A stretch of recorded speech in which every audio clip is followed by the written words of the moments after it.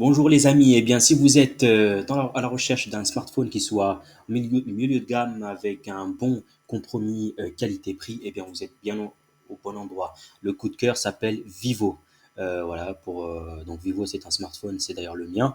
Je l'utilise depuis maintenant un certain bout de temps et je pense que je suis le mieux placé pour en parler. L'une des caractéristiques les plus impressionnantes du smartphone Vivo est sa caméra. Le Vivo est équipé d'un système de caméra triple objectif qui prend des photos nettes et détaillées. Vous pouvez capturer des moments mémorables en haute qualité avec des couleurs vives et des détails précis. La deuxième, donc on passe à la deuxième caractéristique, la batterie.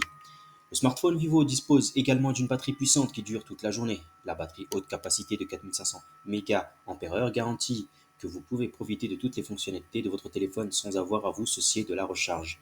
Troisième caractéristique, le design. Le design du smartphone Vivo est élégant, moderne. Avec un écran de 6,44 pouces, vous pouvez profiter de vos vidéos et de vos jeux préférés avec une qualité d'image exceptionnelle. De plus, la conception mince et légère de l'appareil rend la prise en main confortable et agréable. Quatrième caractéristique, la performance. Le smartphone Vivo est équipé d'un processeur puissant et rapide qui garantit des performances fluides et efficaces. Avec 8 Go de RAM, vous pouvez exécuter plusieurs applications en même temps sans aucun lag.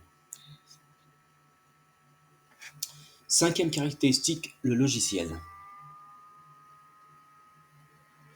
Le logiciel de Vivo est également très impressionnant. L'interface utilisateur est simple et facile à utiliser avec des fonctionnalités intelligentes qui vous aident à gérer efficacement votre vie quotidienne.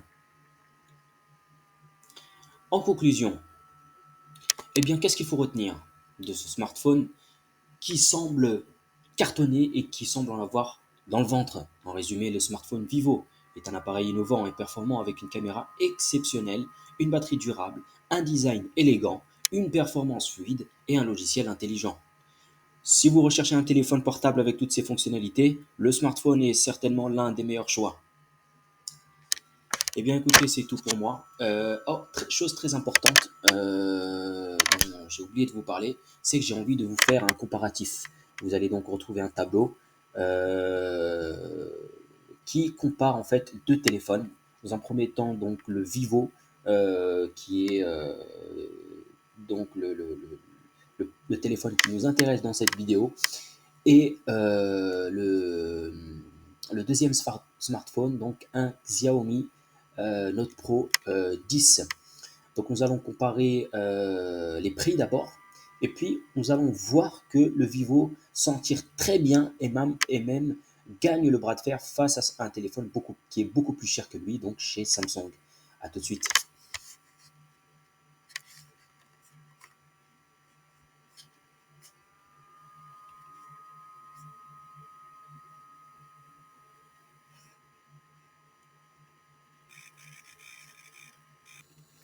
Allez, on passe tout de suite au comparatif. Donc, pour le Vivo, on commence avec un prix de 270. Alors ça, le prix, c'est au moment où vraiment j'ai acheté le mien, donc qui y a à peu près un an et demi de ça. Donc maintenant, les prix ne sont pas à jour, pardon. Donc 270 pour le Vivo et entre 300 et 400 pour le Samsung, Samsung A52. Donc, il faut bien comprendre que vous faites quand même 130 euros d'économie si vous optez donc pour le Vivo. Maintenant, si euh, pour vous, la résolution d'écran a une place importante parmi vos critères de choix, si vous êtes par exemple un habitué de Netflix et que vous ne pouvez pas vous en passer, eh bien sachez que le Vivo est légèrement supérieur donc au Galaxy A52 en termes de qualité d'image, légèrement supérieur, mais l'avantage est quand même là, avec un rendu de 1800 par 2408 pour le Vivo et 1800 par 2400 pour le Galaxy A52. En termes de puissance, si vous êtes plus jeux vidéo par exemple, eh bien sachez que la puissance du processeur est supérieure pour le Vivo. C'est le Snapdragon, pardon, le processeur Snapdragon 622 contre le Snapdragon 720G. C'est évidemment le 622 qui l'emporte. Ensuite, si vous êtes plus à la recherche de la qualité d'image parce que vous avez besoin d'utiliser votre caméra, donc toute la puissance de la caméra justement, frontale pour réaliser vos photos que vous posterez ensuite sur vos réseaux sociaux, sachez que la caméra frontale est supérieure pour le Galaxy A52. Elle est en effet de 32 contre 16 mégapixels. Mais si vous pensez que la place, donc la capacité de stockage du téléphone doit être un critère de premier plan, et bien sachez que la capacité de stockage chez Vivo est de 128, donc presque le double, plus du double pardon, que son concurrent qui est de 64 gigas. Eh bien, vous avez en face de vous maintenant tous les détails et voilà, nous allons voir maintenant quel est selon ces critères le plus judicieux, le choix le plus judicieux.